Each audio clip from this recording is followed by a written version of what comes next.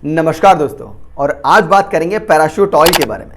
देखिए 1990 के time period में कोकोनट ऑयल इंडस्ट्री का सबसे बड़ा ब्रांड था parachute with a huge market share of 50%। और इस ब्रांड को ओन किया करती थी मारिको कंपनी।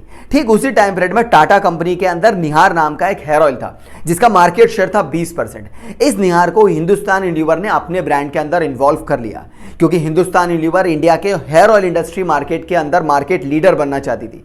इसीलिए उन्होंने मारिको कंपनी के पैराशूट हेयर ऑयल को खरीदने का भी ऑफर दिया क्योंकि मारिको कंपनी के पास एक ही बड़ा ब्रांड था parachute with a huge market share of 50%। इसलिए मारिको ने अपने पैराशूट को बेचने वाले ऑफर को रिजेक्ट कर दिया और इसी तरह से हिंदुस्तान यूनिलीवर और मारिको दोनों कंपनी के बीच में एक राइवलरी शुरू हो गई जहां एक तरफ थी मारिको और दूसरी तरफ थी हिंदुस्तान यूनिलीवर। मारिको एक ऐसी कंपनी जो छोटी कंपनी थी जिसके पास प्रोडक्ट के नाम पे सिर्फ एक ही बड़ा ब्रांड था parachute with a huge market share of 50%। और दूसरी तरफ थी हिंदुस्तान यूनिलीवर, एक ऐसी बड़ी कंपनी जिसका प्रोडक्ट पोर्टफोलियो भी बहुत बड़ा था, जिनके पास पैसे भी बहुत सारे थे। और इसी बात का एडवांटेज लेते हुए हिंदुस्तान यूनिलीवर कंपनी ने निहार के मार्केट शेयर को बढ़ाना शुरू किया with aggressive sales promotion schemes. लेकिन मारिको कंपनी के पास ज्यादा पैसे नहीं थे, इसीलिए उन्होंने सिर्फ दो चीजों पे फोकस किया। सबसे पहला था इनोवेशन।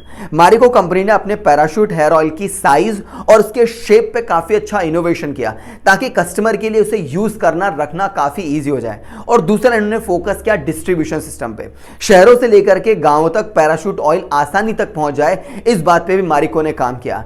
ऐसे रहते समय आ गया 2006 का, बाजी पूरी तरह से पलट चुकी थी। जहां एक टाइम पे हिंदुस्तान यूनिलीवर मारिको के पैराशूट को खरीद के मार्केट लीडर बनना चाहती थी, वहीं 2006 में हिंदुस्तान यूनिलीवर ने निहार हेयर ऑयल का पूरा बिजनेस मारिको को बेच के मार्केट से चली गई और इस तरह से पैराशूट कंपनी इस राइवलरी में जीत गई और मारिको बन गया मार्केट लीडर।